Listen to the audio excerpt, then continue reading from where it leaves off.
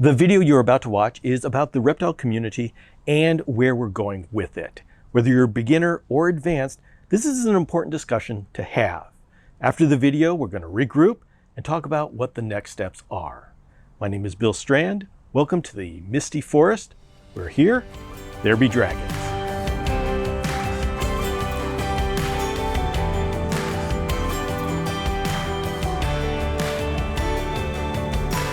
Herpetoculture, or the study of keeping reptiles and amphibians in captivity, has come a long way, but we're still at the beginning stages. And right now, we're at an inflection point that's going to determine how the next 10 years are going to look. Today, we're going to be looking at the action items and mindset changes that we need to do to level up our community. The reptile keeping community has gone through a number of stages of development. Each one of these stages required us to solve certain problems before we could go on to the next stage.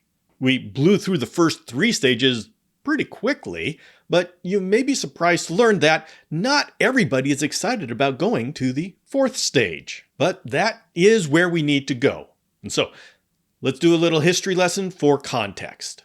The reptile community has exploded. Now, it's always grown. In fact, it's one of the fastest growing pet categories, but in 2020, it really took off. Social media has been a major player in exposing the reptile keeping to the general populace. And as reptile keeping became more mainstream, our community has grown. It's on this backdrop that we are entering into the 4th stage of herpetoculture, and it's going to take some shifts in mindset.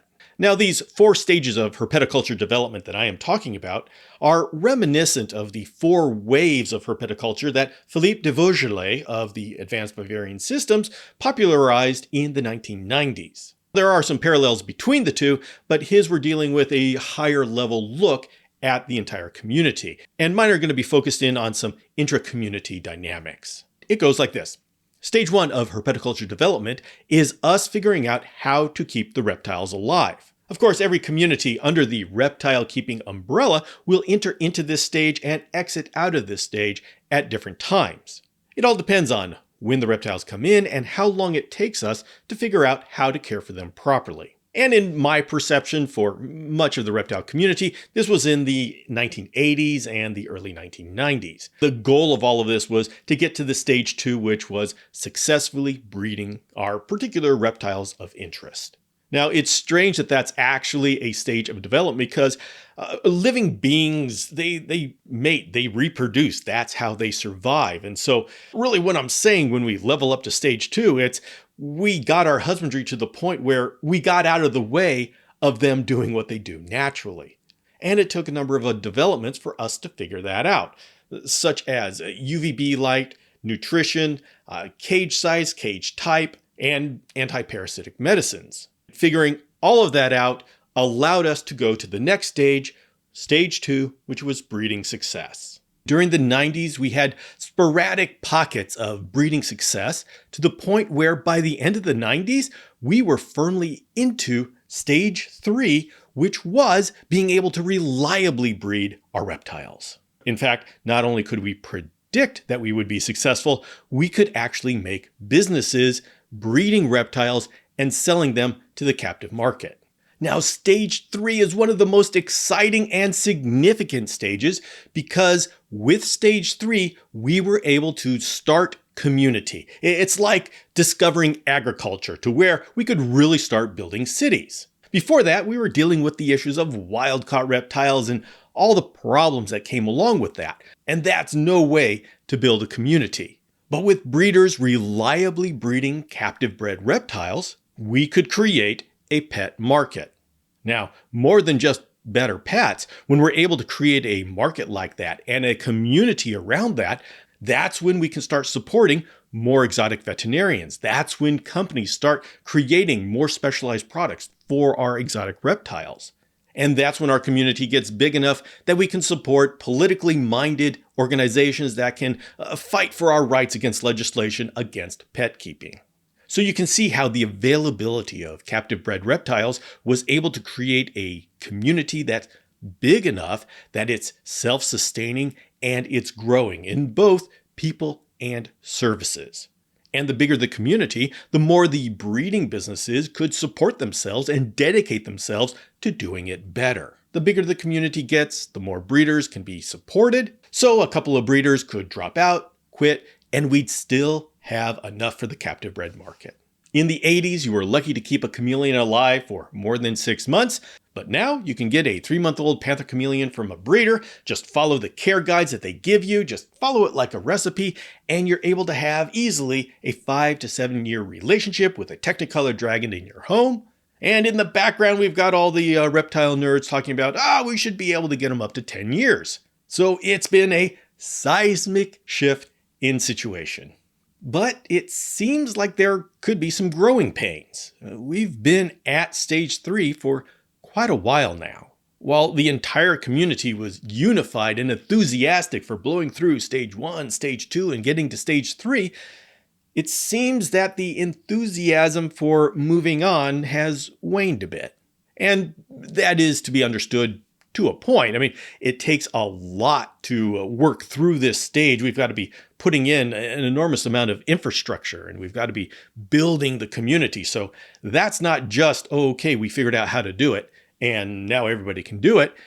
We actually have to build. So it's understandable that it's taking a little while to firmly establish stage 3, but we need to acknowledge that there's a dark side to stage 3. In the stages leading up to stage 3, it's all about how can we better take care of the reptile. Now that we're at stage 3, a good amount of the focus has been shifted to how do we get better production from our reptiles. This is where we get the trend of minimalistic care. We got so good at giving them what they needed, we started to optimize it like an assembly line. And in this, we can see a bifurcation of efforts and direction. The top experts in the community have traditionally been the breeders. But if you've taken your eye off of the care for the individual reptile, and now you've put it onto the production of groups of reptiles, who's there to work on the individual husbandry? Because it's time for the next stage. Stage 4 is enrichment. And if the established experts are not working on going to stage 4, they're staying at stage 3, who's going to do it? Well, it's going to be the people that may not necessarily have the experience level, but they can see the dynamics and they can see that we need to go to stage 4. Because here's the thing, stage 4, the enrichment of the individual, is not something cooked up in some social media lab. It's the literal next logical step for us. Stage 4, enrichment, is literally just the continuation of what we were doing in stage 2, which was figuring out how to serve the reptile the best. Stage 3 was necessary. We needed to figure out how to reliably produce them, mainly for the sake of our community. But that was a horizontal development. Stage 4 is continuing the vertical development that we were doing in stage 2. So what's the problem? The problem is that our expert level breeders who have been working on stage 3 and excellently producing a number of captive bred young have spent their time focusing on that. And the thing is, to continue to develop husbandry is actually a threat to the status quo. If you have tens of thousands of dollars invested into a breeding setup, you're not going to be excited about having to switch it all up just because the newest thing with UVB or hydration comes along. And if you've been telling everybody that you are creating the finest reptiles with the finest husbandry, well, it's not good for business to say, yeah, well, I'm doing husbandry that's 10 years old and I'm not following the latest in husbandry. And so when you've got a business that is feeding your family, or at least feeding your ego, you're not in the mood to entertain wild ideas of enriching lizard brains, because some of these ideas would essentially end the breeding community as we know it. So there's little incentive to explore new ideas. Now, I don't want to do a broad brush because there are some breeders that are pushing forward the husbandry, and the dynamic is going to be different for every single one of our reptile communities. Sometimes the leader is a breeder. Sometimes the leader is a social media influencer. Every community is different. And so depending upon who populates that expert level in any specific community determines how quickly that community moves forward. Unfortunately, this dynamic can get contentious. And we end up with the dynamic of breeders digging their feet in and saying, we're not going to be doing anything new. And you've got social media voices saying, we need to move forward. You breeders are evil. And so it is a major issue in our community. And I would like to say, as someone who is a breeder, is a social media influencer, breeders, we need you. We need your experience. We've got lots of information, and everybody on the internet can absorb all of everything that we have spent so much time building over the last 30, 40, 60 years. It's just there for somebody to memorize. But memorizing it doesn't give them the experience to be able to create it again or deal with problems that come up. When you build the knowledge, you can go forward because you've built the skills to build knowledge. And if you're one of those old-time breeders, you've got those skills. And we need you to get back on the horse and take the leadership position again. Because if you don't, there's a vacuum of leadership, and somebody is going to step into that position.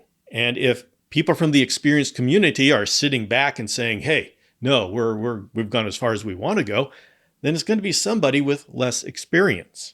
And the thing is, they're right to do that. Somebody has to lead.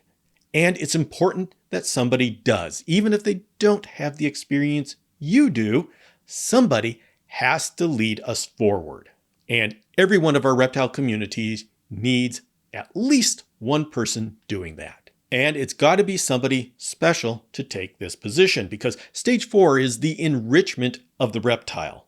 This means larger cages, more naturalistic cages, plants, cage features, hydration, lighting. All of these things need to come together. And the thing is, we are all going to be making mistakes. It's not all going to work the way we want to. But you know that already because you went through it. We have to go through mistakes. We have to hit those dead ends. Part of being a leader in this is realizing we are going to hit dead ends and being okay to change course and figure out a way around it. See, this stage is particularly challenging because we really don't have a way to measure reptile happiness. I mean, like chameleons. A happy chameleon is doing nothing. So is that the way we're going to measure happiness? So we're entering into an area where we don't have stacks of peer-reviewed papers to draw from. We're creating the measurement scales as we go, and every one of our niche communities will have to do their own scale. We know it's time to get to this stage. We know it's important. And regardless of the experience level of the people involved, the community is speaking up. This forward movement is going to be happening whether you want it to or not. And it will happen around your protests. I mean, granted, if you've got a position of respect in the community, you can slow it down. But eventually, it's just going to flow around you.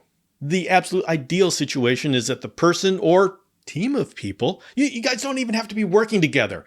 At least numbers of people working forward include people that have deep experience. When you have a respected expert in the community pushing husbandry forward, it's amazing what you can accomplish. And so to start us off, here are 5 areas that the leaders in this movement are going to have to reevaluate. The first thing we need to reevaluate is our minimum cage size. Now, just the term minimum cage size, it just doesn't fit with going into the enrichment stage. Usually this parameter is based on the people that have the most experience in the community, which is often the breeders. Breeders know very well what the minimum size you can keep a reptile in, because the number of reptiles you can fit in a certain amount of space is always on a breeder's mind.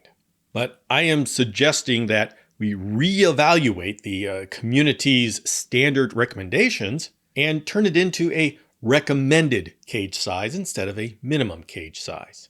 The minimum cage size often ends up being just what is the cage size where we can keep this animal alive and physically healthy. The recommended cage size would be the cage size where the animal can actually express a number of natural behaviors. For example, if you've got a gecko that jumps in the wild, can it jump in the cage size that's recommended? So going into the enrichment stage, we need to have cage sizes that allow a variety of behaviors. Now, it's going to take the people experience to be able to do the compromises that we have to do in the real world. Saying bigger is always better, well, accurate, it's just not helpful because you've got to get a cage and it's got to fit in your house. And so which of the commercially available cages would be the recommended cage size that would balance giving the reptile enough space, but also be reasonable for purchase and fitting into a house? Those are the kind of compromises that we need the experienced community to evaluate and come up with the correct recommendation. And so going forward, I do a lot with the chameleon community. I am going to be having recommended cage sizes. Now, I don't have a whole lot of options out there as far as sizes, so it's got to be a compromise. But that's what we do as the experienced level. The next is minimalistic cages. An unfortunate trend that started up was the minimalistic trend. And that's where you have a sparse cage, a couple of perching areas, and maybe a sprig of plastic plant. This is obviously an artifact of the breeder community where time to care for the cage is a premium. Now, I'm not talking about quarantine. That's something completely different. I'm talking about what the reptile is going to be living its entire life in. When you're giving advice to your customers or the keeper community, we need to do away with the idea that we have to make it efficient with time and space. Let's assume that this is the only reptile that keeper has. And when we're describing how to set up the cage, we need it big enough that they can display some of those natural behaviors, and we need the cage decorated enough with branches, rocks, plants, whatever that particular species needs to feel like it's in a naturalistic setting. So when you're giving advice for how to set up the cage, give advice for the cage setup that will help them be part of moving us forward instead of holding on to the past. Now, the next is cohabitation, and that's a big one. That's when we keep more than one in the same cage. The cohab decision is based on not just what they do in the wild, but what can they do within the space that we have available to them. You see, each one of our reptiles does have a social structure in the wild. Even if they live solitary lives, they do interact with each other, at the very least for mating, but to establish territory, and they're bound to run into each other as they go through their lives. But each one of these reptiles has a different social culture, and we need to be cognizant of that when we're creating our living environment for them. There are some reptiles where that social culture requires more space than we can give them in the standard living room. Chameleons are an example of this. It's a standard rule that you don't keep chameleons together, and that's because of their social culture. When they meet in the wild, they have a certain pecking order that they figure out, which of course happens in captivity. The problem is that the one that's submissive has to leave the bush to conclude the argument. Of course, in captivity, they can't leave the bush, and so that argument continues. Even though it goes down to a level where the keeper really can't see it, it's still happening. So chameleons are an example of a species where we cannot contain their social culture within the confines of the space that we have available. If you really want to put chameleons together, a greenhouse where you have multiple trees, okay, that works. You'll still have the clashes, but they will have the space to be able to conclude the social engagement. But there are species on the other side of the spectrum, like emerald tree skinks. The breeders I've talked to won't even sell me an individual emerald tree skink. They will only sell in groups because this species likes to be in a group. You see, every time you have cohabitation, you have stresses involved in cohabitation. Even pack animals like dogs and humans, where we love to be in groups, we still have all of these conflicts. The reason why the care sheets for humans, dogs, and emerald tree skinks includes keep them in groups is because the benefits of being together outweigh the stresses of being together. With chameleons, That's not the case. They just get the stresses. They don't get any benefit. And this is something that we have to think about and decide. How much of the social interaction that they do is necessary and beneficial, and how much of it is just what they tolerate and something that we don't necessarily want to introduce into their lives when we're trying to give them ideal husbandry. That may or may not be a black and white answer, but at every level of our understanding of a species, we're going to have a certain balance of the scale as to whether it's more beneficial or more detrimental. And the thing is, that body of knowledge and understanding is going to rest in the leaders of the community. Now, this is why it's complicated, and this is why it's part of our growth as a community. We as human beings want to keep things as groups. We want to pair things up. We want to mate them. We want to keep zoos of animals inside of our house. And so we naturally look for excuses and justifications for doing what we want. And we have to be introspective enough to recognize when keeping a group of these reptiles in a cage is more because we want to collect more members of the species, or we want to breed, and we want to do these projects in a relatively small space, i.e., we want more reptiles than we have space for. And we get really good laundering the information to justify what we want. And so it takes a real hard look at ourselves to determine if cohabitation is beneficial for the reptile or if it's just beneficial for our projects. Now, at this point, I'm not even talking about what you do in your reptile room. What's important is, what do you put on that care sheet? What do you put out to the world saying this is the proper husbandry? And I believe the default should be that we keep every reptile individually unless we can demonstrate that there is a benefit to the reptile to keep them together. Every time we put two living beings in the same space, there is cohabitation stress. If we cannot demonstrate that there is a social benefit that overcomes cohabitation stress, then we should not keep them together. The care sheets should say, do not cohabitate. And if, through the latest understanding of the species, there is a benefit that they are together, we need to be very careful in saying how much space we need to give to them so they can have that relationship and have that social culture. Because even the species where there is social benefit, if you put them in too small of a space, it's going to be a disaster. And we as the community are going to be more and more reevaluating our stance on cohabitation. This is good and right. If we are cohabitating, we should know why and have the reason as to what benefit that gives our reptile. Just saying I've been doing this for years and years and I've made it work is not good enough. That just means that they've been able to tolerate it without mangling each other. That's not a good base for coming up with ideal husbandry parameters.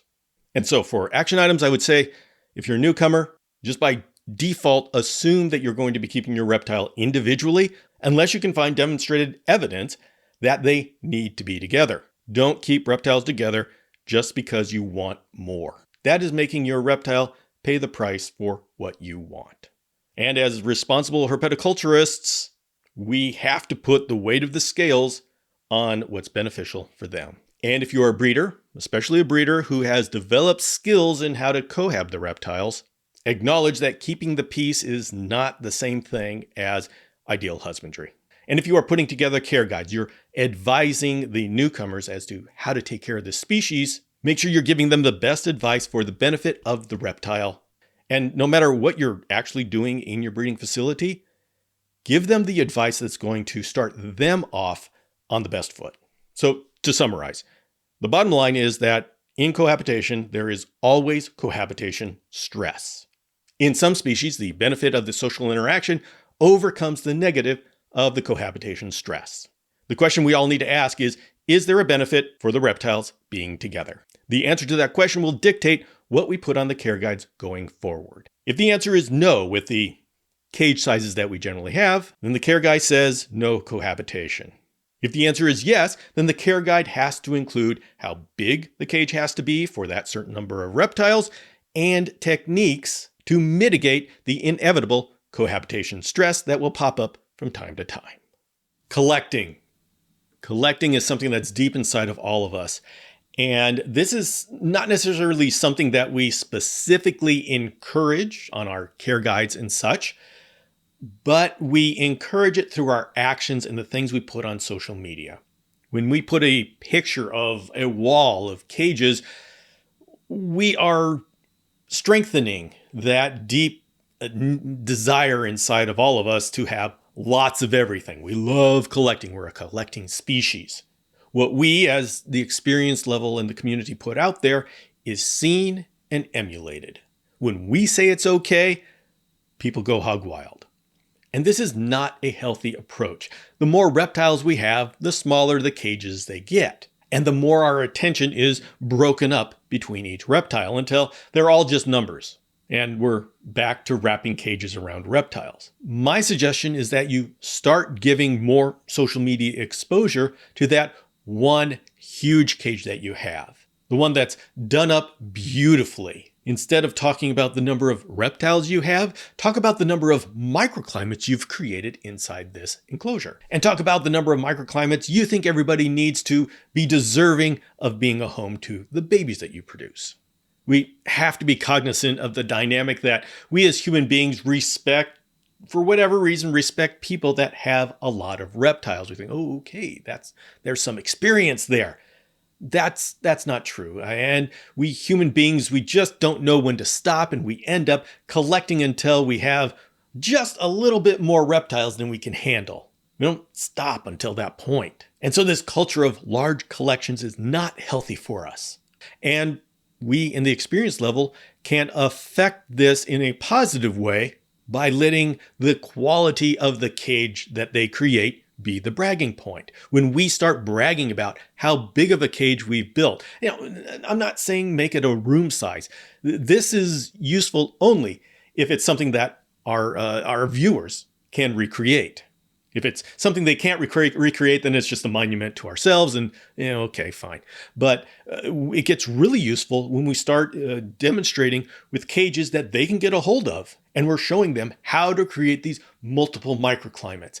And that is the bragging point, not how many cages you have in your room. And finally, our attitude towards breeding.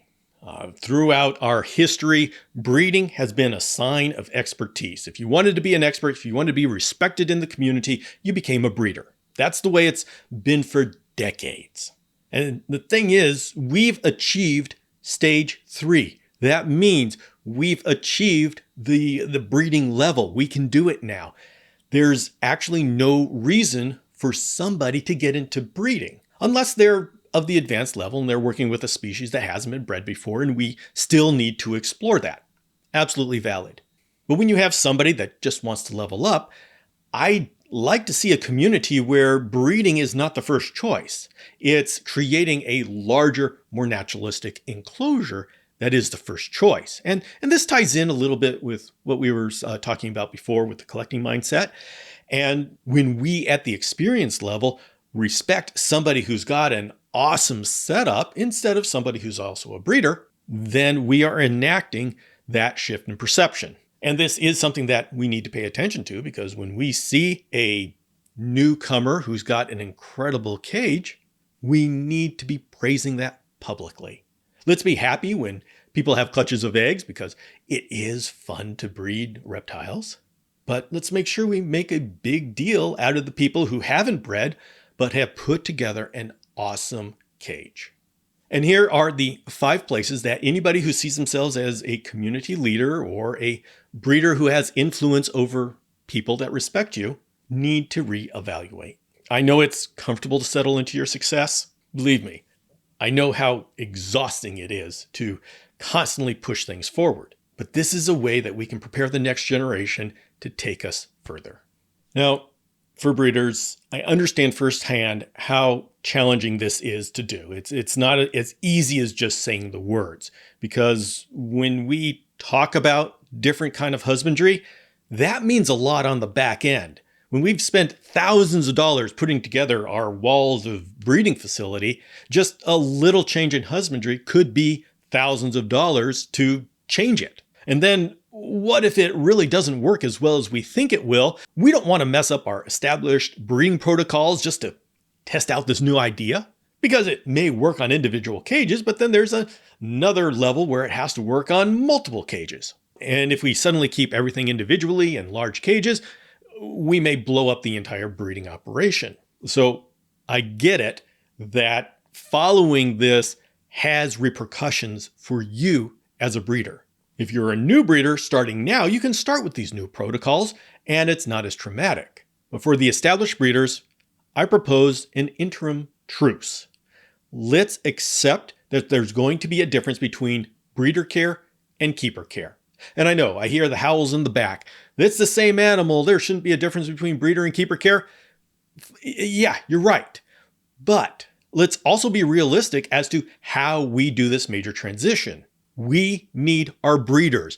Our breeders are the foundation of our entire community. If the breeders go away, we're back to wild-caught reptiles and the community literally disappears. Let's not collapse our entire community for an idealistic goal.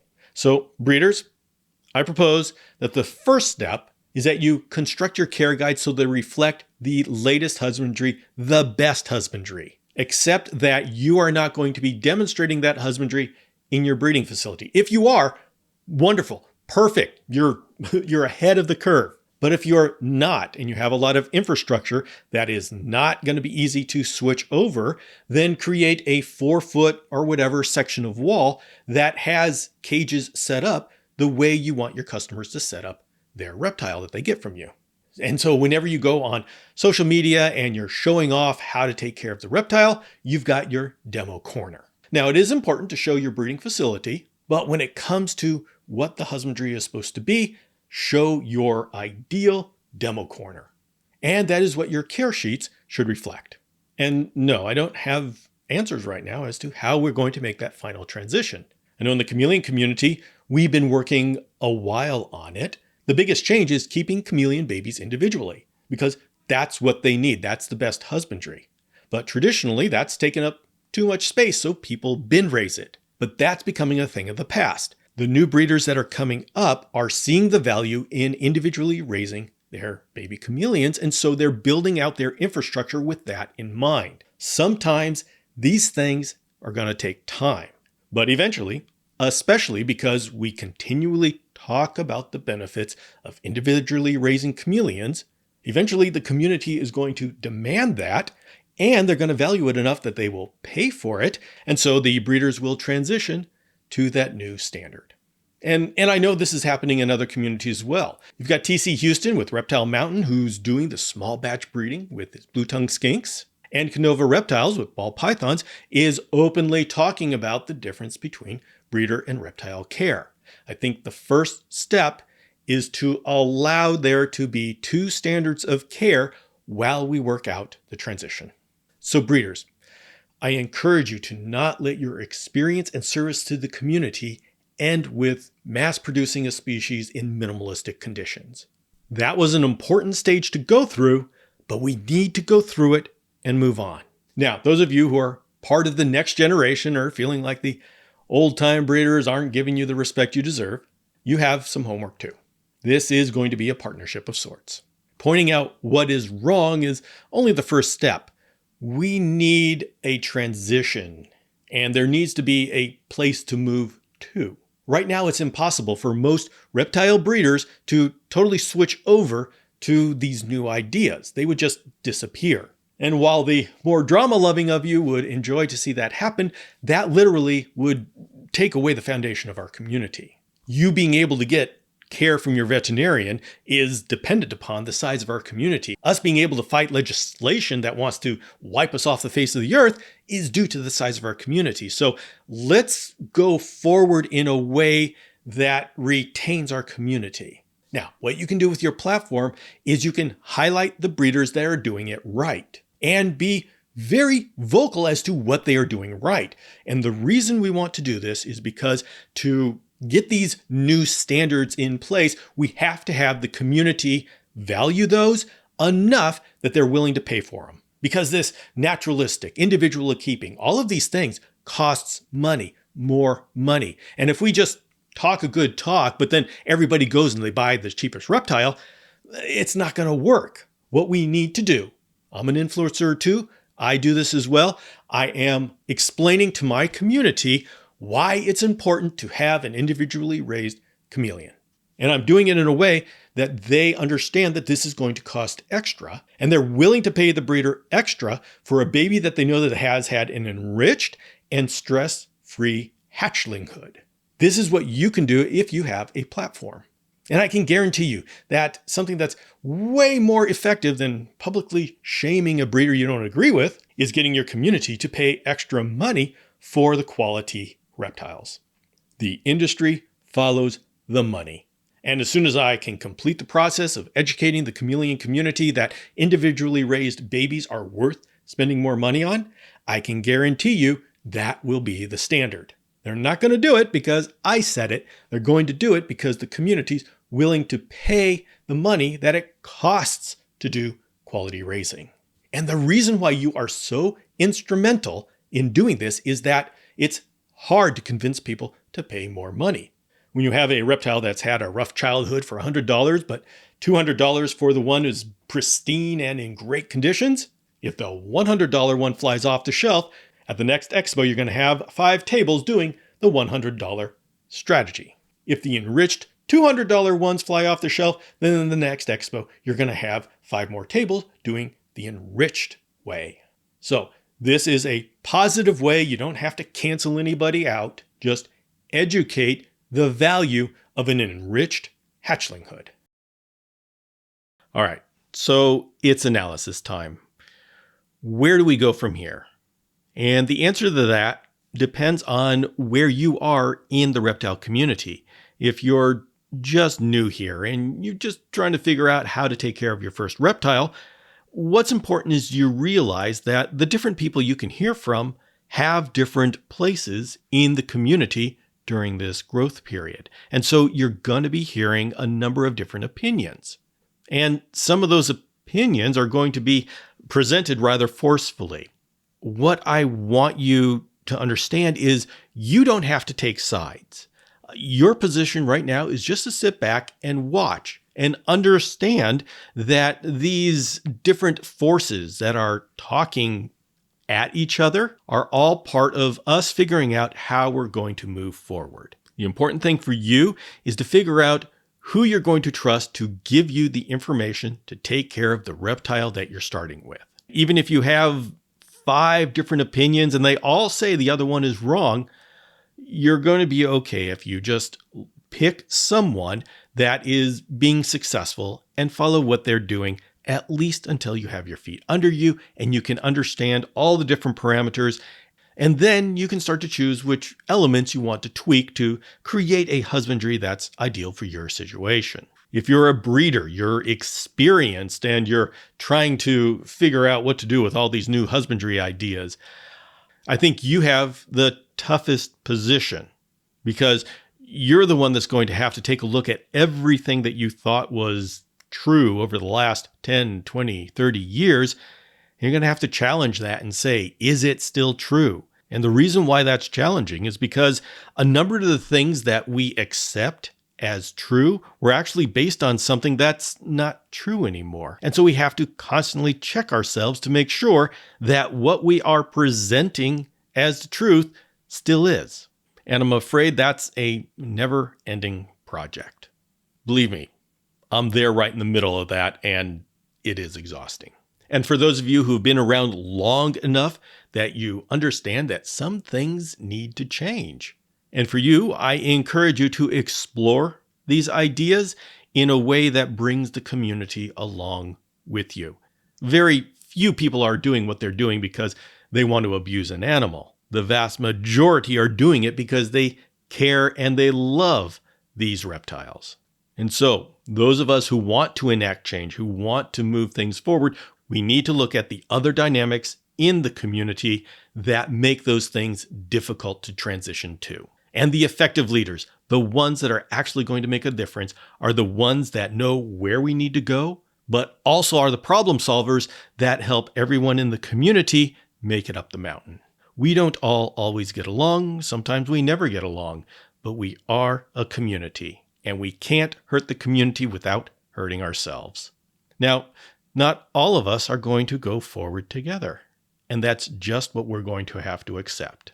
but we have to make sure that we construct a path that allows as many people as possible to move forward together. We don't have all the answers in front of us, but that's what we're here for, to solve the problems, to move forward. We are all on quite the ride. And with that, I think it's time to feed some chameleons. My name is Bill Strand, and I'll see you next time.